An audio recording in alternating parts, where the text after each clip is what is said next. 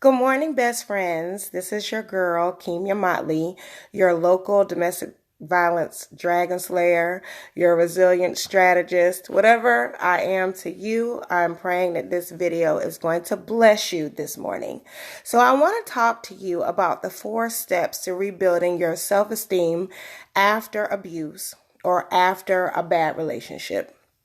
Now, I want to give you, before I even start, this trigger warning. I say this every time because it's important. I don't know if you're new watching my videos, but there's something that I could possibly say that would trigger negative emotions inside you. And if that happens, you can inbox me, talk to me about it, or see your therapist. But I don't want to open up any wounds and you're walking around hurting all day and wondering what in the world is going on. I've probably triggered something, okay? So today I want to talk to you about rebuilding your self-esteem after abuse.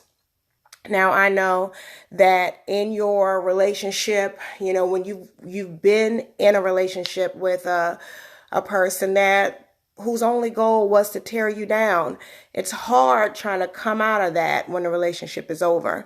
I know for myself, I've been in several unhealthy relationships in the past where I was called everything from fat. And I always kind of make the joke because I can now. I feel safe now doing so, but I've been called every kind of bee there is. A fat bee, a broke bee, an ugly bee, every bee but a queen bee, And actually, my father was the first one who started calling me the bee. I remember as a little girl wanting to be daddy's princess, and he was like, no, you're daddy's bee, and that's better, that's cooler.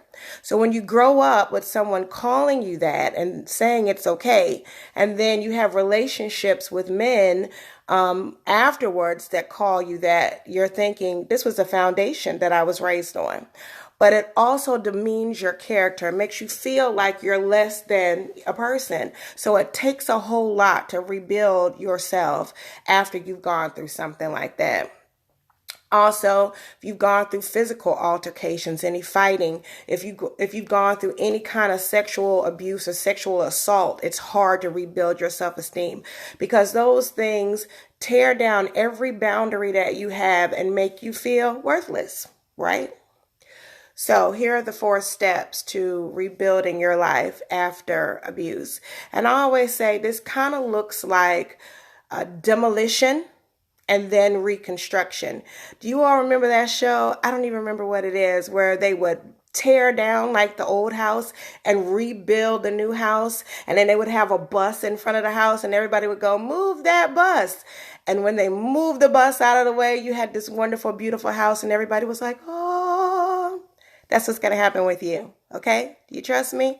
Pinky promise. If you begin to do these steps that are in this video, you're going to look like that moment with the house, okay? So number 1, I want you to take care of your emotions. Your emotions.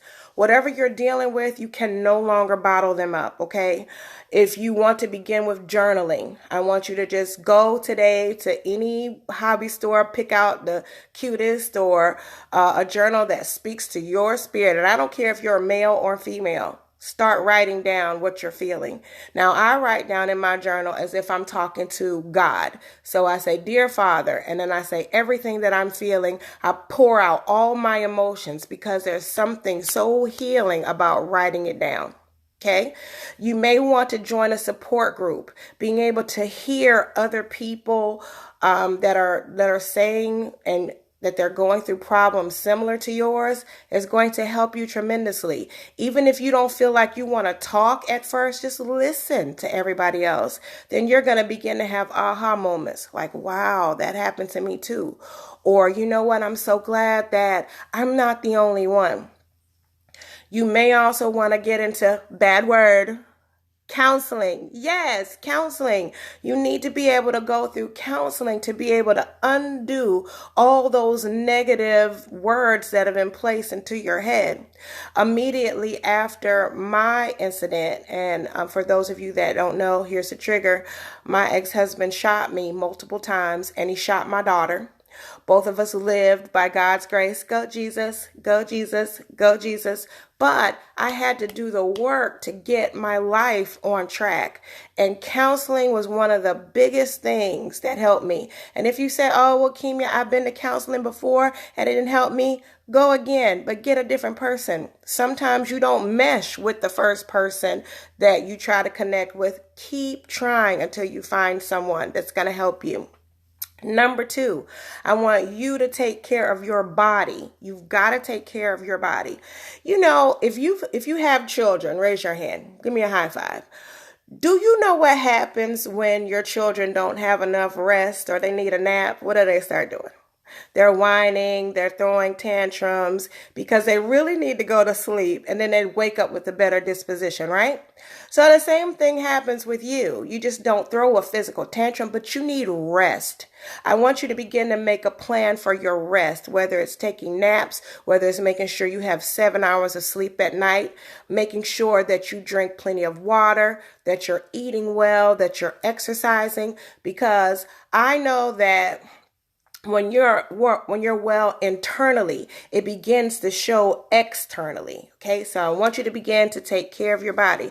And especially if you've had somebody calling you fat the whole time, you may begin to internalize those things and think, maybe I am fat, and that's wearing on your self-esteem. If you feel like, or your doctor has told you you need to lose some pounds, your doctor, not that man, but you or the doctor, then begin exercising and doing what feels good for your body, and you're going to begin to feel good. Okay. Also, I want you to take little retreats. All right. You know how everybody is putting on social media, living my best life. I want you to start doing that. Even if you don't have any money, you can take a bubble bath with some candles and some music. If you have a little bit of money, you can have a little manicure, pedicure session. If you have a lot of money, go to the spa, take some vacations. You need some time to take care of your body, right? Then I want you to take care of your mind. That counseling goes back to helping to take care of your mind. But I'm going to tell you, one of the things that helped me tremendously was reading everything that I could read about abuse, reading everything that I could read about why they abuse. My favorite book, besides my own, Born of Violence, is a book called Why Does He Do That by Lundy Bancroft. When I tell you, I started reading that book and that opened up all the eyes of my understanding. And I said, wow, my ex-husband did all these things right here. Wow, my ex-boyfriends did all these things right here. And I began to see that it wasn't me, it was them. I was choosing them, but it was them doing these things. So you need to read all you can about abuse. And then finally, step 4. Only do step 4 when you're ready, when you're healed, when you're delivered. Take care of others. Take care of others. And believe it or not, that will help rebuild your self-esteem. Now, what do I mean by take care of others? I mean, when you're ready to share your story, start sharing your truth. Talk to your friends, talk to your relatives about what happened to you. Begin to share it when you feel confident in it. If you want to share it on social media, share it on social media with the right mind frame. Now, if you're sharing it on social media to try to blow up their spot and say, all these negative things that they did, that's not the right reason. You want to share your story on social media so that other people can heal too. I would even strongly suggest you not using any names or anything like that. But when you're ready, you can do that. The month of October is Domestic Violence Awareness Month, so you may want to go to some of those events. You may want to share your story at some of those events.